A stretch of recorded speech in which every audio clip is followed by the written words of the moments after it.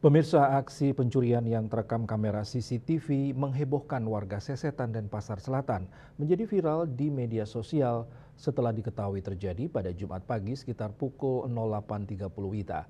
Peristiwa ini terjadi di Jalan Pakusari Sesetan dan Pasar Selatan. Korban yang berinisial KM 31 tahun sedang berada di rumahnya.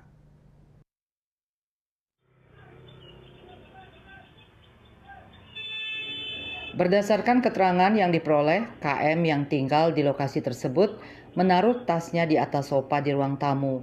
Ketika KM pergi ke belakang rumah untuk mempersiapkan air panas guna memandikan anaknya, tetangga yang berada di depan rumahnya tiba-tiba berteriak maling sambil mengejar pelaku. Pelaku yang merasa terpojok akhirnya menjatuhkan tas korban tidak jauh dari tempat kejadian perkara. Atas kejadian tersebut, KM sudah melaporkan ke Polsek Denpasar Selatan untuk penyelidikan lebih lanjut.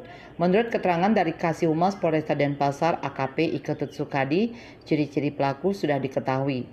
Pelaku mengendarai sepeda motor Honda Beat berwarna putih, berperawakan kurus serta mengenakan helm dan masker untuk menutupi identitasnya. Selain itu, pelaku diketahui beraksi seorang diri dan menggunakan helm merek Sophie.